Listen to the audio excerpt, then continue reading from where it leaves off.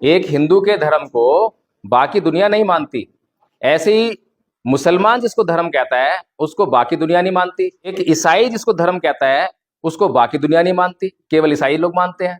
अजीब बात है ना। अगर वास्तव में धर्म है और ये सबके काम की चीज है तो सबको माननी चाहिए। तो नियम कुछ ऐसा होना चाहिए जिसको सभी लोग बराबर माने। जैसे कि आपने गुरुत्वाकर्षण का नियम पढ़ा, तो उसको कौन नहीं मानता? कोई हिंदू, कोई मुसलमान, कोई सिख, कोई ईसाई, कोई है इनकार कर देगा। यानी कि नियम का मतलब वो हो गया जो सबके लिए एक समान रूप से लागू हो सके, उसे हम नियम कहेंगे। ऐसे ही भगवान बुद्ध ने जो बातें कही वो ऐसे नियम हैं, ऐसे सिद्धांत हैं जो सभी लोगों पर समान रूप से लागू होते हैं। आपने जो ये टेबल खिसकाई थी, इससे जो शोर हुआ, आप सभी ने सुना शोर को? पीछे तो शोर सुनाई दिया होगा। शोर किसी को अच्छा लगा? वो अच्छा नहीं लगा। किसी को तो अच्छा लगा होगा, नहीं लगा? अच्छा, तो ये शोर का कारण क्या था? क्यों शोर हुआ? क्योंकि टेबल हमने जो है उठाकर नहीं रखी और खींची, है ना।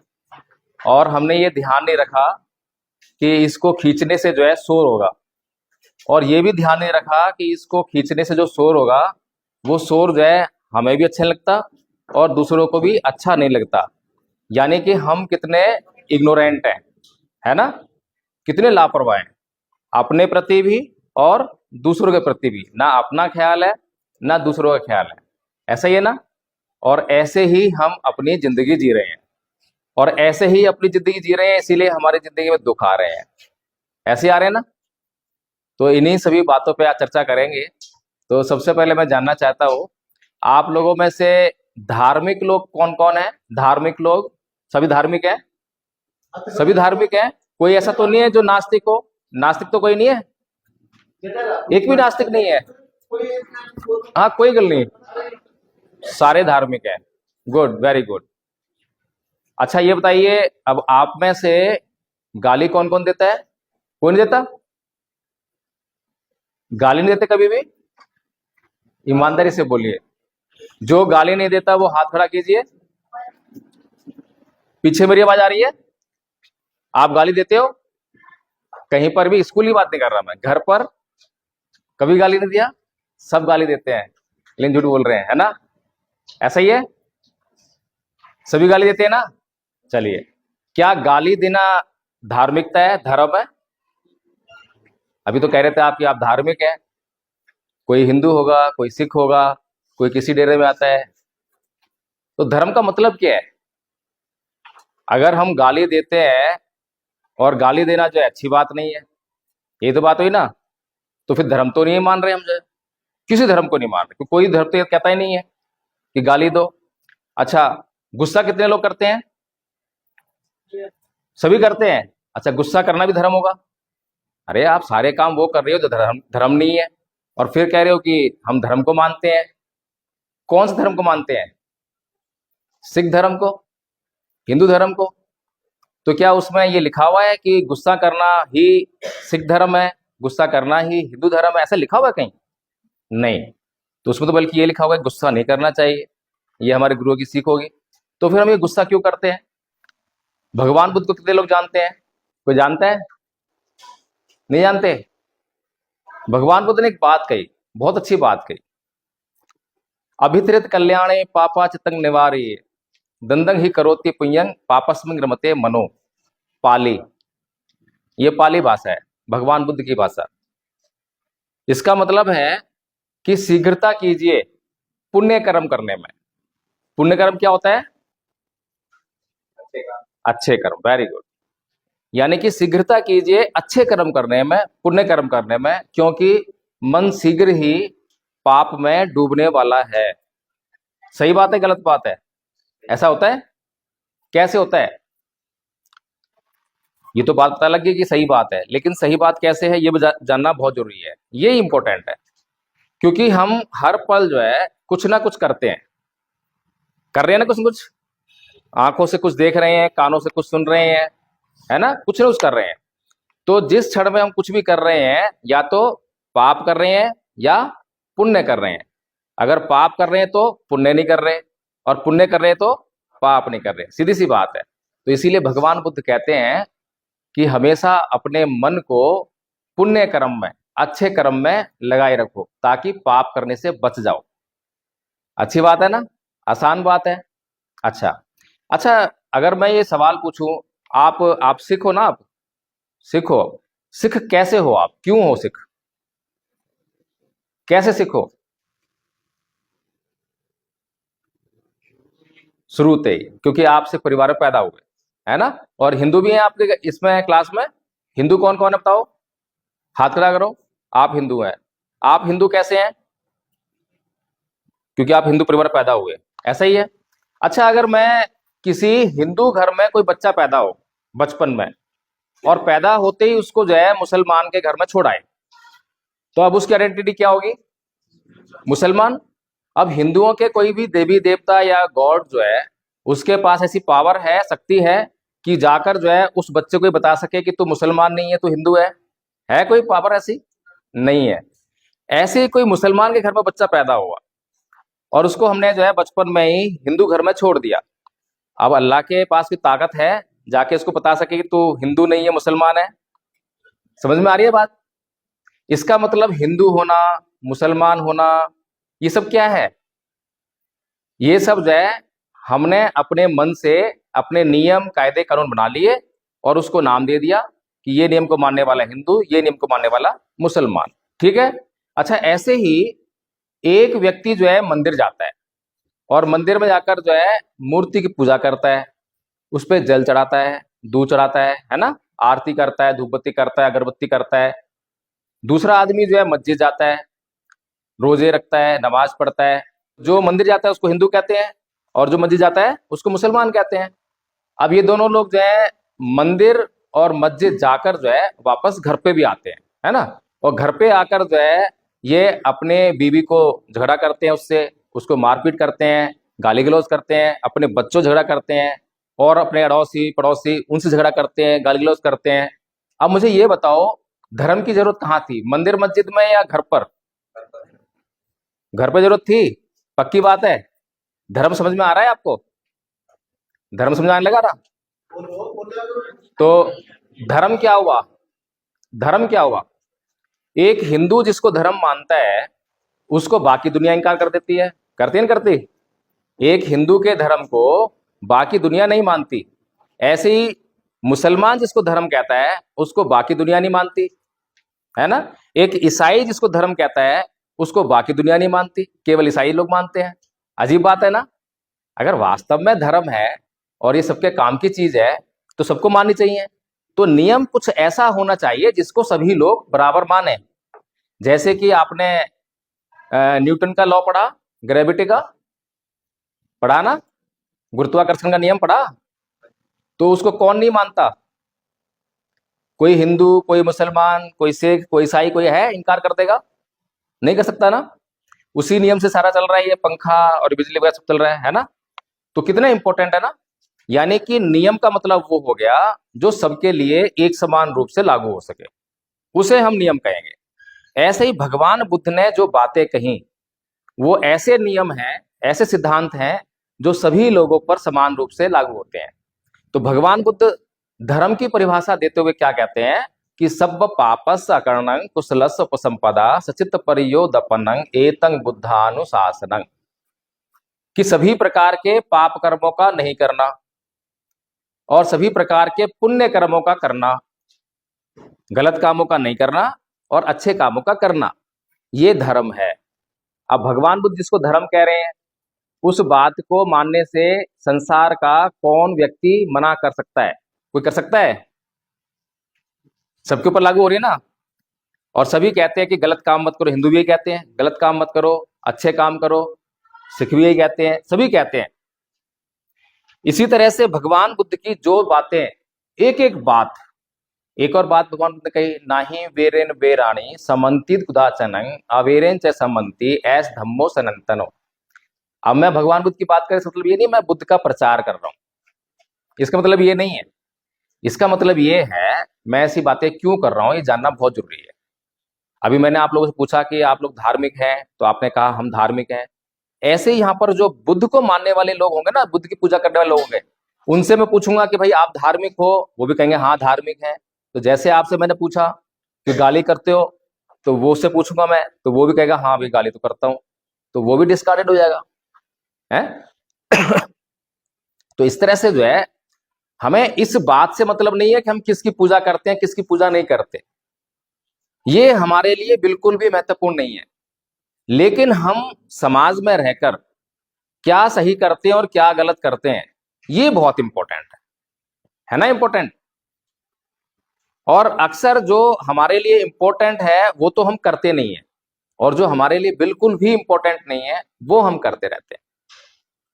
अब संसार में ऐसा कौन सा आदमी है जो पाप को और पुण्य को न जानता हो, कि पाप क्या है पुण्य क्या है? कोई है ऐसा आदमी? सभी जानते हैं कि ये नहीं करना चाहिए, ये करना चाहिए। एक बार की बात है, चीन में एक राजा हुआ, और उस राजा के दरबार में एक बार बौद्ध भिक्षु पहुंचा, और राजा जो है बहुत ही धार्मिक व्यक्ति था। तो उसने तुरंत ही उस बौद्ध भिक्षु को अपने दरबार में बुला भेजा और उसको स्थान दिया, वो बैठा आराम से, उसका मान सम्मान किया। तो राजा बोला कि बौद्ध भिक्षु ये बताओ कि धर्म क्या है? तो बौद्ध भिक्षु ने वही बात बता दी, बुद्ध वाली, कि सब पापस्य करणं कुशलस्य उपसंपदा सचित्त परियोदपनं एतं बुद्धानुशासनं। तो राजा बोला, रे बौद्ध भिक्षु, ये तो 5 साल का बच्चा भी जानता है कि क्या करना चाहिए और क्या नहीं करना चाहिए। तो वो बौद्ध भिक्षु जो है जोर से हंसा और बोला कि राजन, आपने बिल्कुल ठीक कहा है कि 5 साल का बच्चा भी जानता है कि ये नहीं करना चाहिए और ये करना चाहिए, लेकिन 80 साल का बुढ़ा भी इस बात के आचरण करने में फेल हो जाता है।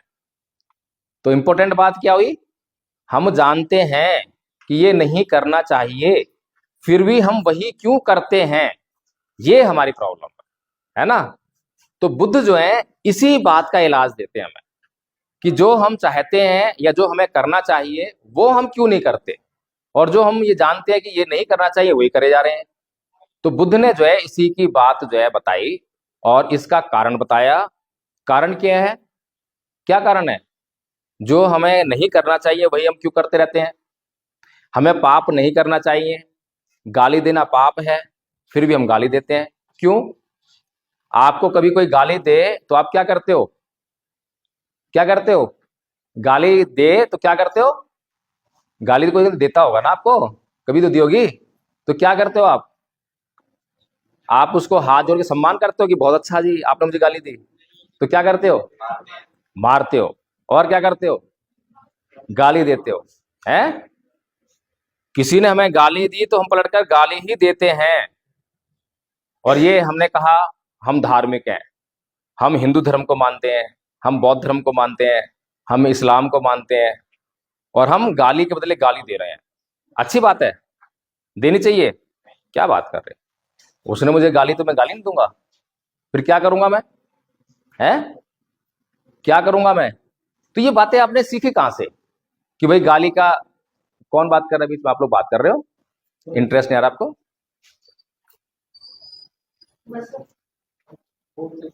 हाँ इधर आ जाओ, आगे आ जाओ। आपका कोरम तोड़ना पड़ रहा है। कोई बात नहीं। बुरा तो नहीं लगा? अच्छा लगा है? एक्चुअली क्या है ना कि it is a game of mind है। We have a set pattern of our mind. हमारे पास है ना एक सेट पैटर्न है हमारे दिमाग में, और जो इसमें फिट हो गया, जो पैटर्न हमने फिट कर दिया, उसी के हिसाब से हम चलते रहते हैं। अभी तक मैंने कोई जादू मंत्र की बात तो नहीं करी ना, कोई पूजा पाठ की बात तो नहीं करी है। मैं सीधे सीधे जो है विज्ञान की बात कर रहा हूं, है ना। तो भगवान बुद्ध कहते हैं, नाही वेरे न वेराणी सम्मति कुदाचनं अवेरेन च सम्मति एस धम्मो सनातनो, कि वैर से कभी वैर शांत नहीं होता, अवैर से ही वैर शांत होता है। ये बात कैसी है भगवान बुद्ध की? कैसी बात है? सही बात है, गलत बात है? पर इसको मानता तो कोई नहीं है। सारे ही लोग, दुनिया में कोई भी आदमी हो, किसी को गाली दे के देख लो, वो पलट के गाली देगा, झगड़ा करेगा, मारपीट करेगा, यही करेगा। तो इसका मतलब क्या है? कुछ समझ रहे हो इसका मतलब क्या है? ऐसा क्यों हो रहा है? ऐसा इसलिए हो रहा है क्योंकि जब से हम पैदा हुए हैं तब से हमने जो यही सीखा है, दूसरों को गाली देते हुए देखा है, गाली के बदले गाली देते हुए देखा है, झगड़ा करते हुए देखा है, या तो अपने घर परिवार में या मोहल्ले अड़ोस पड़ोस में, यही देखा है ना। और उसी चीज का हमने अभ्यास किया है, तो हम वही कर रहे हैं। तो इसमें हमारी तो गलती है नहीं। गलती किसकी है? हमारे वातावरण की गलती है। हमारे आसपास जो लोग हैं वो गलत हैं, इसलिए हम गलत हो गए। अच्छा, इसकी क्या हमें जरूरत है? इस चीज की जो हमने धारण कर रखी है, ये पाप है या पुण्य है? पाप है। तो इसका मतलब इसकी हमें बिल्कुल जरूरत नहीं है। तो क्या करना चाहिए? इसको छोड़ना चाहिए ना। जो कोई गलत आदत हमें लग गई है और हमें मालूम पड़ जाए कि हमें ये गलत आदत लग गई है, तो मालूम होने के बाद तो छोड़ने का प्रयास करना शुरू कर देना चाहिए, करना चाहिए। अगर किसी को मालूम हो जाए कि भाई ये मेरे भीतर गलत आदत है और मुझे नुकसान देने वाली है, लेकिन फिर भी जो है वो व्यक्ति उस गलत आदत को छोड़ने का प्रयास ना करे, कोशिश ना करे, तो उसे क्या कहेंगे? क्या कहेंगे उसको? मूर्ख कहेंगे ना, पागल ही कहेंगे। कोई भी आदमी अपना नुकसान करना चाहता है क्या? लेकिन हम सब चाहते हैं। हम सब जो है यही करते हैं दिन रात। पहली बात तो यह है कि हमें पता ही नहीं चलता कि हम गलत कर रहे हैं सही कर रहे हैं। हम गुस्सा करते हैं तो गुस्सा करे चले जा रहे हैं, है ना। और गुस्सा में कितना काम इतना खराब कर लेते हैं, लेकिन हमें मालूम नहीं पड़ता है। और हमें पता ही नहीं कि हम गुस्सा कर रहे हैं। जिसे कहते हैं बेहोशी। हमारी लाइफ जो है वो एक्चुअली बेहोशी में जी रहे हैं हम लोग। हमने सुबह से लेकर अभी तक कितने काम किए, जितने काम किए आपको याद है क्या? उसमें कोई इक्का दुक्का काम जो है आपको याद होगा, एक या दो काम। सारे काम आपको याद नहीं है। तो बाकी के काम कैसे भूल गए? क्योंकि हम बेहोशी में जी रहे हैं। आप लोगों ने साइकिल चलाना सीखा होगा। जब हम साइकिल चलाते हैं, सीखते हैं, तो हमारे जो नजर है कभी हैंडल पर, कभी पैडल पर, कभी ब्रेक पर, कभी सामने रास्ते पर, ऐसे रहती है ना। बहुत जागरूक होते हैं, एक्टिव होते हैं। और जब साइकिल चलाना सीख लेते हैं उसके बाद पता ही नहीं चलता कब घर से निकले, कब पैडल पे हाथ पैर रखा, कब ब्रेक लगाया, कहाँ पे गड्ढा आया, पता ही नहीं चलता, और हम कब स्कूल पहुंच गए। ऐसा होता है ना। अब ये हमारी जो जिंदगी है वो कौन सी हो गई है? जब हम सीख रहे थे वो कौन सी जिंदगी थी? वो सतर्कता की जिंदगी थी, जागरूकता की जिंदगी थी, है। और जब सीख गए तो उसके बाद कौन सी जिंदगी स्टार्ट होगी साइकिल के मामले में? बेहोशी की। और इस बेहोशी में अब हमें पता ही नहीं चलता कब हम ब्रेक लगाते हैं, कब गड्ढा आता है, कहां पर ब्रेकर आता है, पता ही नहीं चलता। तो ऐसे ही हमारी लाइफ चल रही है। हमारी लाइफ में हमने जो है सुबह से लेकर शाम तक जितने भी हम काम करते हैं, सभी कामों को करने के लिए एक अभ्यास बना लिया है, हर काम को करने का। और उस अभ्यास के हम गुलाम हो गए हैं। अभ्यास के गुलाम होने के कारण जो है अब हम उसमें जो है जांच परख नहीं करते हैं। ऐसे ही जो व्यक्ति मंदिर जा रहा था, जिसको बचपन से ही मंदिर जाकर मूर्ति को पूजने की आदत लगा दी, अब वो सब कुछ भूल गया। बस मंदिर में जाकर मूर्ति करनी, पूजा करनी है, जल चढ़ाना है, दूध चढ़ाना है, आरती करनी है, वो उसके दिमाग में सेट हो गया। अब वो बड़ा हो गया। अब बड़ा होकर उससे एक सवाल पूछा कि भाई तू मूर्ति की पूजा क्यों करता है? सवाल करा ना। तो सवाल करने पे क्या उत्तर देगा वो? आप बेटा, आप कहते ना आप हिंदू हैं, तो आप करते हो पूजा मूर्ति की, तो फिर हिंदू कैसे हैं आप? और कौन हिंदू है बताओ? ये तो हिंदू रहे ही नहीं आज। धर्म परिवर्तन हो गया आज इनका। है। जो हिंदू कहते हैं अपने आप को, तो मूर्ति पूजा करेगा ना, किसी भी देवी देवता पूजा तो करेगा, जब तो हिंदू कहेंगे। अब जैसे सिख लोग बैठे हुए हैं, तो ये गुरु ग्रंथ साहिब को पूजा करते हैं, जब तो पहचान तो इसी से है ना। है। तो करते हो आप पूजा? कभी नहीं करी? माता पिता की पूजा? आप तो इंसान हो। तो और कौन था हिंदू, कौन करता? आप बच्चों में करता ना। अच्छा, आप करते, आप करते पूजा? अच्छा, क्यों करते पूजा? बताओ बताओ, बिल्कुल फ्रैंकली। यहां पर कोई किसी पे कोई दबाव नहीं है ना। ना आपका दबाव मेरे ऊपर है और ना मेरा दबाव आपके ऊपर है। जो चीज आपको समझ में आए उसको ग्रहण करो, जो चीज समझ में ना आए छोड़ दो। कोई दबाव तो नहीं ना। आपने अपने विचार रखने हैं, मैंने अपने विचार रखने हैं। और ये विचार रखने की स्वतंत्रता कौन देता है? कहां से मिलती है ये आजादी में? हमारे संविधान से। कौन सी क्लास के स्टूडेंट्स हैं इसमें क्लास में? 12वीं क्लास के हैं? 10वीं 11वीं 12वीं? तो पढ़ा होगा ना संविधान के बारे में, फंडामेंटल राइट्स पढ़े होंगे, मौलिक अधिकार।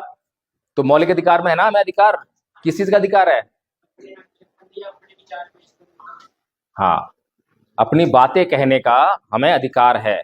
कैसे अधिकार है? उस तरीके से जिससे कि दूसरे का अपमान ना हो। मैं अगर कोई भी बात ऐसे कहूंगा कि आपको गाली गलौज करके, आपको डांट के, तो वो गलत है, वो अधिकार मुझे संविधान नहीं देता। लेकिन जिस तरह से मैं बात कर रहा हूं उस तरह अधिकार मिलता है ना मुझे, है। और फिर जो मैं बात कह रहा हूं मेरी बात है, फिर आपको अधिकार है कि आप उस बात को स्वीकार करो या मत करो, तभी तो बात चलेगी ना। लेकिन मैं अपनी बात जो है आपके ऊपर धौंस देकर, जोर जबरदस्ती से मनमाने का प्रयास करूं तो क्या होगा? आपको अच्छा लगेगा? कोई अच्छा नहीं लगेगा। और दूसरा ये कह रहे हैं अपराध, अपराध हो जाएगा, है। अपराध होते ही मैं अपराधी हो गया, और अपराधी हो गया तो सजा मिलेगी, जेल हो जाएगी। क्यों करें फिर ऐसा काम? अभी क्या चल रहा है? अभी लोग जो है अपनी बात जो है दूसरों के ऊपर थोपने का प्रयास करते हैं नहीं करते? धर्म प्रचारक जो है धर्म का प्रचार करते हैं, लेकिन धर्म प्रचार के नाम पर जबरदस्ती करते हैं। आपने कई रील देखे होंगे, वीडियो देखे होंगे, जो हिंदू धर्म का प्रचार करने वाले क्या कर रहे हैं कि बोल जय श्री राम, नहीं तो पिटाई करते हैं उसकी। अब बताइए कोई बात हुई? कोई बात हुई क्या? आपको ये बताना चाहिए कि हिंदू धर्म में जो है क्या क्या अच्छाइयां हैं, वो लोगों के लिए कितने काम की चीज है। जब उन लोगों को ये मालूम पड़ जाएगा कि भाई हिंदू धर्म तो इतनी अच्छी चीज है, उसके अंदर इतने गुण हैं, तो लोग अपने आप मानेंगे। हमारे लिए कोई भी काम की चीज होती है तो उसको हम लेकर आते हैं ना, है। चाहे बाजार में किसी भी कीमत पर बिक रही हो, अगर हमारे काम की है तो हम जरूर लेकर आएंगे। और हमारे घर में कोई भी चीज जो बेकार होती है उसको हम घर में नहीं रखते, उसको बाहर निकाल के फेंक देते हैं। सीधी सी बात है ना। लेकिन धर्मों के मामले में ऐसा नहीं होता। धर्मों के मामले में मैं हिंदू इसलिए हूं क्योंकि मैं हिंदू पैदा हो गया, मैं मुसलमान इसलिए हूं क्योंकि मैं मुसलमान पैदा हो गया, है ना। लेकिन मैंने ये समझा ही नहीं, सोचा ही नहीं कि मैं हिंदू क्यों हूं, हिंदू धर्म क्या है। अभी मैं किसी भी हिंदू से, बेटा आप हिंदू हो ना, अगर मैं आपसे पूछूं कि बेटा आप हिंदू जो है कोई धर्म ग्रंथ पढ़ा है आपने हिंदुओं का? रामायण, महाभारत, गीता कुछ पढ़ा है? लेकिन फिर भी हिंदू है। यही प्रॉब्लम है हमारी तो। अगर मैं अपने आप को हिंदू कहता हूं तो I must study all my religious text. जितनी भी धार्मिक ग्रंथ हैं, किताबें हैं, मुझे उसका अध्ययन करना चाहिए। और अध्ययन कैसा करना चाहिए? एक अध्ययन होता है मानकर अध्ययन करना कि ये जो है मेरा पवित्र ग्रंथ है। अगर मैंने उसको पहले से ही पवित्र मान लिया तो फिर तो सारी बातें खत्म होगी, होगी नहीं होगी? लेकिन मुझे कैसे मानना चाहिए? उसको पढ़ना चाहिए, उस ग्रंथ में क्या लिखा है उसको पढ़ना चाहिए, फिर उसके बाद डिसाइड करना चाहिए कि क्या सही है क्या गलत है। जब मैं उसको देखूंगा कि भाई इसमें तो बहुत अच्छी बातें लिखी हैं, जब ये मुझे मालूम पड़ेगा कि बहुत अच्छी बातें लिखी हैं, बहुत काम की बातें हैं, तो मेरी श्रद्धा उसमें आएगी। आएगी ना? फिर तो काम की बातें हैं तो श्रद्धा आएगी, तब वो ग्रंथ जो है पवित्र ग्रंथ बनेगा। लेकिन हमारे लाइफ में जो है वो बिल्कुल ही अलग तरीके से जो है ये जो धर्म जो है क्या कर रहे हैं अभी काम जो है। अभी धर्म के नाम पे क्या चल रहा है हमारे जीवन में? लड़ाइयां, झगड़े, क्रोध, द्वेष, घृणा। तो आप लोग जो है स्टूडेंट्स हैं, है ना। और स्टूडेंट किसे कहते हैं? स्टूडेंट का मतलब क्या होता है? हैं? स्टूडेंट का मतलब क्या होता है? सीखने वाला, सीखने वाला। और कोई बच्चा जो है अगर सवाल ही ना करे, प्रश्न ना करे, तो सीखता है क्या? वो सीख सकता है? नहीं। उस पर तो शिक्षा थोपी जाती है कि जो आपको दे दिया है पढ़ लो, याद कर लो और जाके लिखाना, पास हो जाओगे। बस शिक्षा का तो मतलब ही नहीं है। कोई मतलब हुआ क्या? शिक्षा का मतलब जब होता है जब आपको पढ़ाया जाए, आप अपना माइंड अप्लाई करो, फिर सवाल करो कि ये ऐसा कैसे है।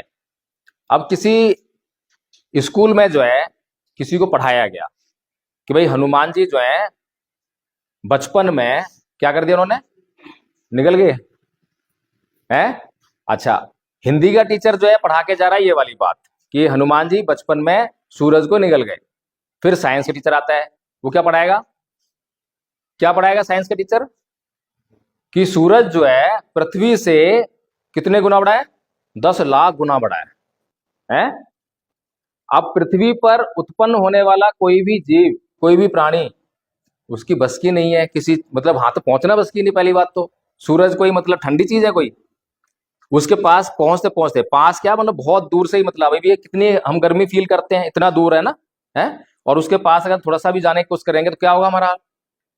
तो ये जो हमने प्रश्न किया क्या किसी से, जो स्टूडेंट्स उस किताब में पढ़ रहे हैं या फिर टीचर को सुन रहे हैं, उनको प्रश्न करना चाहिए। अगर प्रश्न नहीं कर रहा है स्टूडेंट, तो इसका मतलब क्या है? इसका मतलब यह है कि हम लोग जो है स्टूडेंट हैं नहीं, हम खाली मानने का काम करते हैं।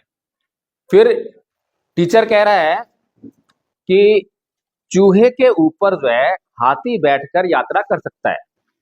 कर सकता है क्या यात्रा? तो हम अकलमंद हैं या मूर्ख हैं? और हमें ये कौन बता रहा है बात? कोई 5वीं 7वीं क्लास फेल व्यक्ति हमें ये बात बता रहा है, और हम डॉक्टर इंजीनियर बन के भी उसकी बात को मान रहे हैं। क्यों मान रहे हैं? क्यों मान रहे हैं? अच्छा चलो ठीक है, कोई बात नहीं, मानने से भी कुछ भला हो जाए। जैसे कि अभी आपने एक स्टेटमेंट सुना होगा, ये सारी बातें जो मैं कर रहा हूं किसी के विश्वास को हिलाने की नहीं कर रहा मैं, कि विश्वास मत करो करो, ये आपकी बात है, ये मेरा बात है कि मैं आपसे बात कर रहा हूं। आपको समझ में आए तो मानो, नहीं आए तो मत मानो, ठीक है ना? यहाँ पे ऐसा कोई मामला नहीं है। अभी हमारा राम मंदिर बना अयोध्या में, है ना? तो उसके बाद एक महान संत हैं राम भद्राचार्य जी, जानते होंगे आप लोग।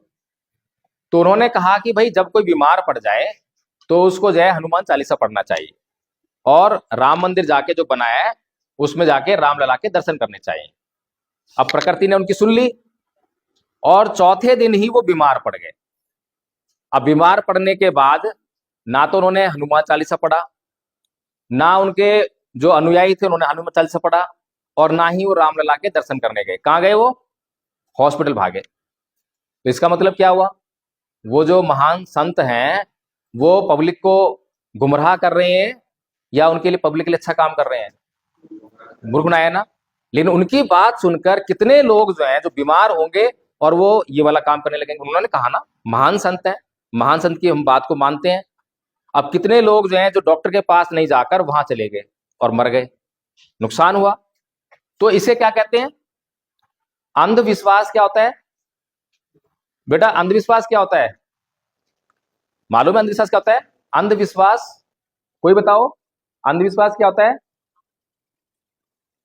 अंधविश्वास यानी कि जिस बात की हम जांच नहीं करते हैं, किसी ने कह दिया और हमने मान लिया और उस पर हम अमल करने लगे, तो वो बात जो है अंधविश्वास होती है। और श्रद्धा और अंधश्रद्धा, है ना? श्रद्धा क्या होती है? श्रद्धा होती है पहले किसी ने कुछ कहा, फिर हमने उसकी जांच की, जांच करने के बाद वो बात जो है हमारे कल्याण की पाई गई, हमारे भलाई की पाई गई, हमारे लिए अच्छी है ना? फिर हमारी जो है उस पर विश्वास आने लगता है। तो जो हमारा विश्वास उस पर जांच करने के बाद आ रहा है वो श्रद्धा होती है। कितना फर्क है श्रद्धा में और अंधश्रद्धा में, है? अभी जो मैंने भगवान बुद्ध की एक एक बात बताई आपको, अभी हिंदुओं का अगर कोई, मैं अभी 2-3 बातें करी हैं, ऐसे ही मुसलमानों की बात करें तो मुसलमान कहते हैं 7 आसमान, सारे वैज्ञानिक जो है सारे में नाच कर आए हैं, आसमान में जाके जो है एक भी नहीं मिला, एक ही मिलता है, एक ही जो दिखाई देता है, दूसरा कोई नहीं मिलता है। मतलब ऐसी सी बातें लिखी हैं, जब साइंस ने खोज की तो फिर कॉन्ट्रडिक्शन हो रहा है ना? आपस में जो है एक दूसरे का टकराव हो रहा है। और जब वैज्ञानिक बता रहे इतनी मेहनत से खोज करते हैं, है ना, और वही हम पढ़ते हैं, और जब वो वैज्ञानिक खोज करता है तो ये जो धर्म, इन्हें कहते हैं धर्मांधता, यानी धर्म के पीछे अंधा होना। धर्म से हमें जो काम लेना चाहिए वो तो काम तो लिया नहीं, लेकिन धर्म के पीछे हम अंधे हो गए, अंधश्रद्धालु हो गए। तो उन लोगों ने जो है उन वैज्ञानिकों पर अत्याचार किए, कई वैज्ञानिकों को तो जान से मार दिया। अब बताइए, जिन वैज्ञानिकों की वजह से आज हम इतने सुख की जिंदगी जी रहे हैं, किसी ने हमारे लिए पंखा बनाया, किसी ने सीमेंट बनाया तो बिल्डिंग बन गई, किसी ने ये बनाई, देखो चेयर वगैरह, हमें आराम से इतनी सुख की जिंदगी मिल रही है। उन्हीं साइंटिस्टों को, उन्हीं वैज्ञानिकों को इन धर्मांध लोगों ने धर्म के नाम पर, कि ये तो हमारे धर्म के खिलाफ बात कर रहा है, उसको जान से मार दिया। जबकि हमें तो उसकी पूजा करनी चाहिए, है? कितना बड़ा काम कर रहा है। तो इसीलिए जो है हमें ये धर्म और अधर्म इसको समझना चाहिए, ये बहुत इंपॉर्टेंट है हमारे लिए। धर्म और अधर्म बहुत इंपॉर्टेंट है। भगवान बुद्ध एक एक बात जो कह रहे हैं वो क्या कह रहे हैं, जो सभी लोगों पर समान रूप से लागू होती है। इसीलिए उनको कहा गया, उनके सिद्धांतों को एस धम्मो सनातनो। सनातन का मतलब क्या होता है, इसमें तीन बातें होती हैं, सार्वजनीन, सार्वकालिक और सार्वभौमिक। यानी कि जो बात सर्वकालिक का मतलब होता है किसी भी समय लागू करो, वो रिजल्ट जो है एक जैसा देगी, उसका रिजल्ट बदलता नहीं है। जैसे कि साइंस के जो नियम होते हैं ना, वो कभी बदलते हैं। लॉ ऑफ ग्रेविटी को किसी भी समय लागू करो, चाहे आज से 1000 साल पहले, चाहे आज, तो रिजल्ट एक जैसा होता है। ठीक है, ऐसे ही उस नियम को किसी भी जगह पे लागू करो, भारत में, पाकिस्तान में, अमेरिका में, रिजल्ट एक जैसा रहेगा। किसी भी व्यक्ति पे लागू करो, रिजल्ट एक जैसा रहेगा। अगर कोई ऐसा नियम है जो ये तीनों शर्तों को पूरा करता हो, तो उसको कहते हैं सनातन, यानी कि हमेशा हमेशा बना रहने वाला नियम।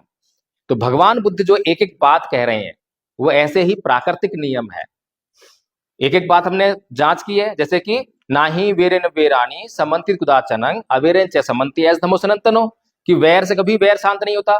तो जाकर पूछो पाकिस्तान के लोगों से कि भाई तुम्हारे यहाँ तो वैर करने से वैर शांत हो जाता होगा, तो क्या बोलेगा वो, भाई दुश्मनी से दुश्मनी शांत हो जाती है, क्या बोलेगा, हो जाती है।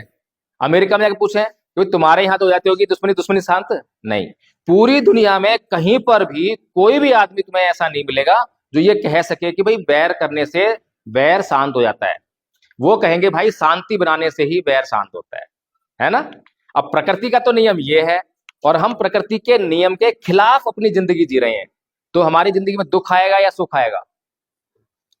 तो इसका मतलब ये है कि हम अपने लिए तो ये चाहते हैं कि हमारे को कोई मारे ना, पीटे ना, लेकिन दूसरों के लिए हम चाहते हैं कि हम दूसरों पर धौंस जमा के रहें, दूसरे हमसे दब के रहें। ऐसी ही पॉलिसी के कारण जो है यूक्रेन और रूस का युद्ध हो रहा है, ईरान और इजराइल का युद्ध हो रहा है। किस लिए युद्ध हो रहा है, कि एक का आधिपत्य दूसरे पे चले। लेकिन भगवान बुद्ध क्या चाहते हैं कि ये सारे लोग जो हैं मिलजुल कर शांति से जिएं। भगवान बुद्ध के नियमों में किसी के लिए हार नहीं है, सबके लिए जीत है। सबके लिए क्या है, जीत है। लेकिन बाकी लोग क्या कर रहे हैं, बाकी लोग तो जीत हार में अटके पड़े हैं, मैं जीत जाऊं दूसरा हार जाए। ये सेल्फिशनेस, समझ में आ रही है बात। कोई सवाल निकल रहा है आपके दिमाग में, कोई सवाल पूछना है बच्चा, आपको सवाल पूछना है कुछ, कुछ भी पूछो, पूछो पूछो पूछो, नहीं तो फिर वही बात हो जाएगी कि मैं बता गया फिर है। कुछ नहीं है पूछना, कुछ आप लोग जैसे सोचते नहीं है बिल्कुल भी।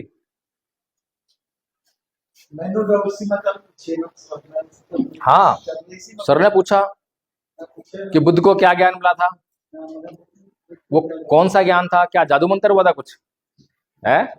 तो बुद्ध को क्या ज्ञान मिला था, किसी को मालूम है, नहीं मालूम। बुद्ध को क्या ज्ञान मिला, अरे बड़ा जबरदस्त ज्ञान मिला था। बुद्ध कहते हैं अनेक जाति संसारंग संधा विसंग अनिविसंग गह कारक गवे संतो दुखा जाति पुनः पुनः गह कारक गवे दिठोसी पुनः गेहंग न कहासी सब्बा ते फासुका बग्घा गह कूटंग विसंखितंग विसंखार गतंग चित्तंग तणहानंग खय मज्जिका। इसका मतलब है कि मैं जन्मों जन्मों तक भटकता रहा, खोजता रहा, ढूंढता रहा, अनुसंधान करता रहा, लेकिन बार बार दुखों में पड़ता रहा। लेकिन हे घर बनाने वाली तृष्णा, अब मैंने तुझे देख लिया है, अब तू दोबारा घर नहीं बना पाएगी, क्योंकि मैंने घर बनाने वाली उस तृष्णा का नाश कर दिया है, उसको समाप्त कर दिया है। अब मैं संस्कार से मुक्त हो गया हूं। इन बातों को समझने के थोड़ा सा और गहराई में उतरना पड़ता है, मोटे मोटे समझा जाता हूं।